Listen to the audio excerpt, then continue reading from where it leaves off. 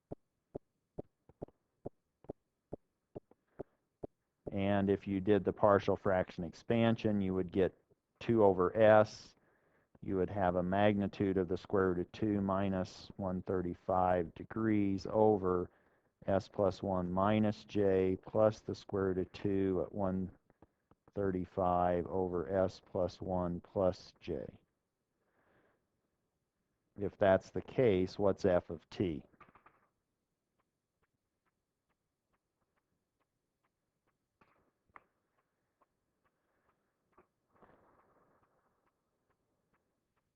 I'll do the hard part. 2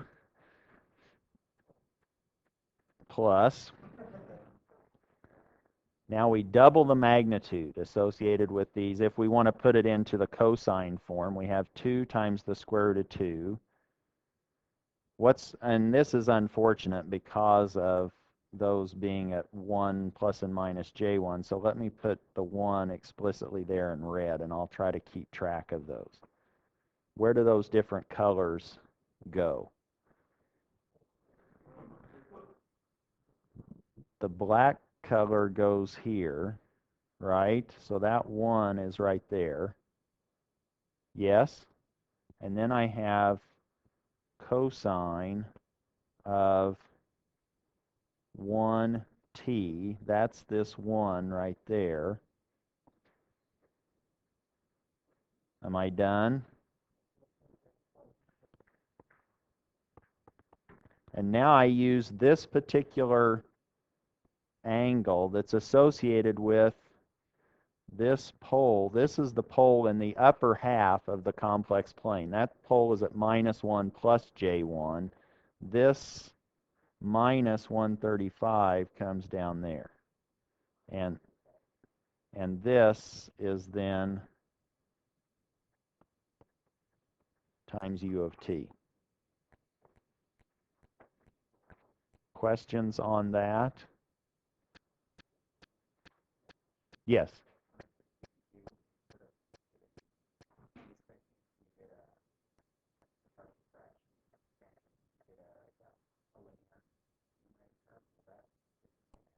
So now and I'm probably going to talk so the question I think was maybe in an earlier class you did something like f of s is equal to 2 over s plus, let's say we had a b s plus 1 over s plus 1 squared plus 1 squared plus a c times omega s plus 1 squared plus 1 squared. Is that what you did?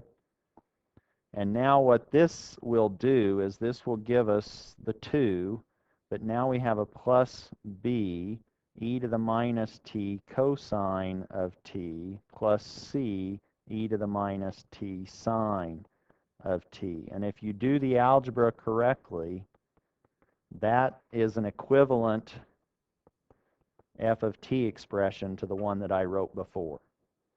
It's now these sines and cosines of the same frequency. You can add those up, and those appropriate b and c variables better give you a magnitude equal to the 2 square root of 2 at a phase of minus 135.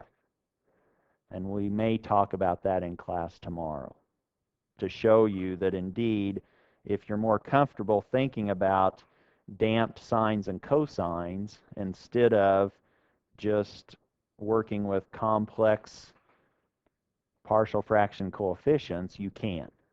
And now you can look at finding real numbers b and c to obtain these damped sines and cosines. Question on that? I have one more. If you are tolerant, I'll do one more partial fraction expansion, which hopefully will illustrate just a slightly different version. Suppose f of s is now s plus 2 over s plus 1 cubed.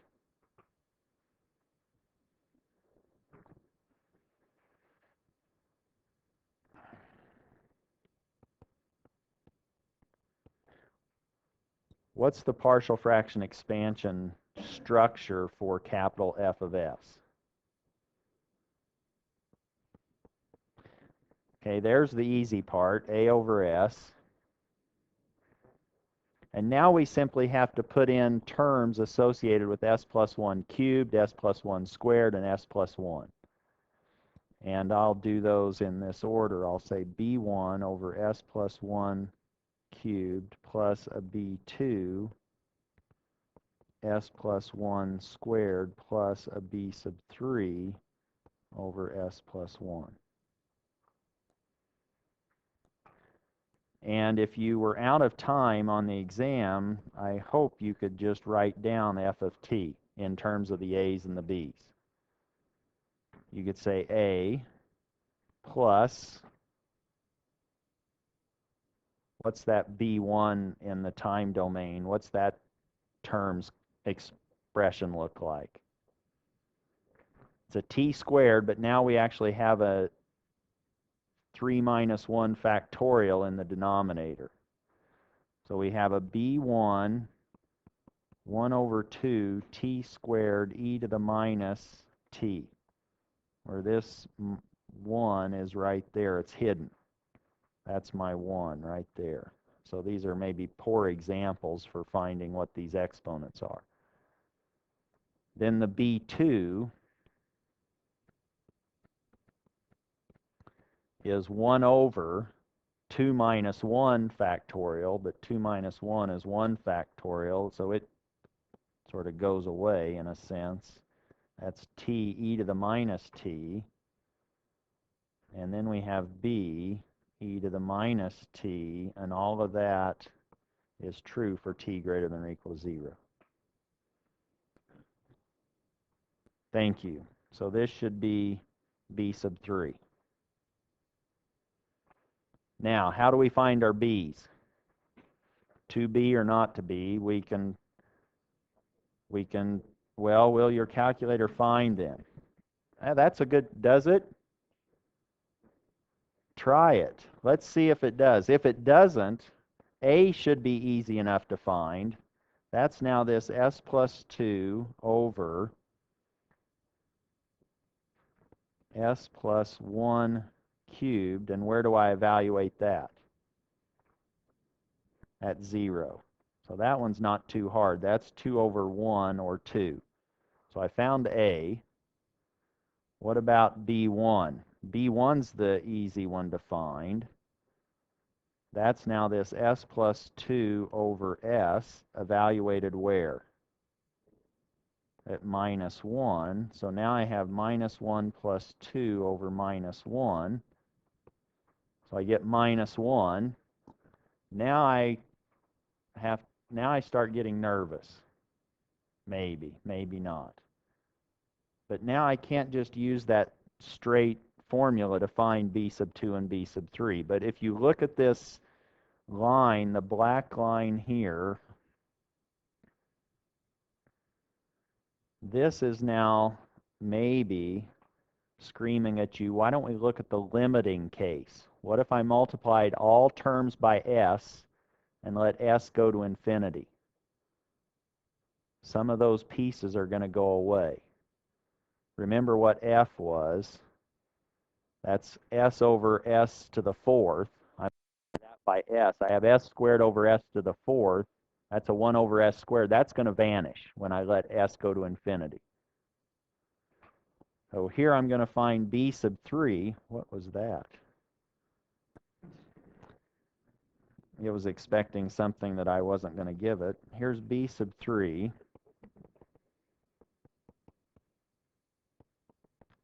I'm going to call this my limiting expression, which is where I multiply all sides by s and let s go to infinity. I now have 0 for f of s. What happens when I multiply that a over s by s and let s go to infinity? I get a. What about the b1 piece? That's going to be s over s cubed, so that's going to go away. What about the b2 piece? That's s over s squared. That's vanishing. Boy, this is looking pretty nice.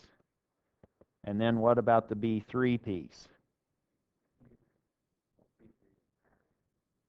So that gives me b3, and I just found a.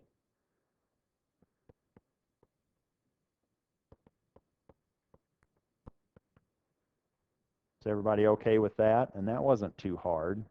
Did somebody's calculator already do this expansion? Did it do it? Ah, okay.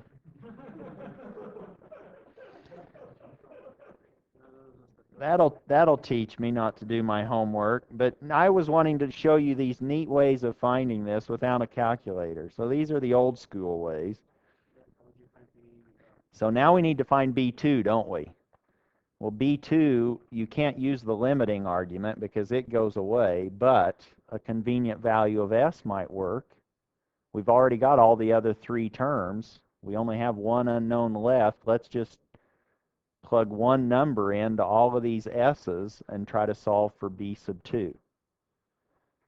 Meaning I'm going to find B sub 2 now. Let me say by a convenient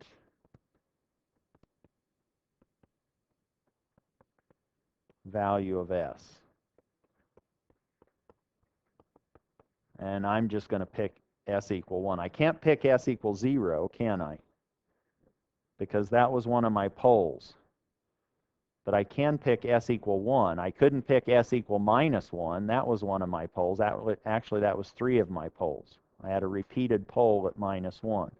But if I now replace everywhere I had an S with 1, I should get 1 plus 2 over 1 times 1 plus 1 cubed equaling A over 1 plus B1 over 1 plus 1 cubed plus B sub 2 over 1 plus 1 squared plus B sub 3 over 1 plus 1.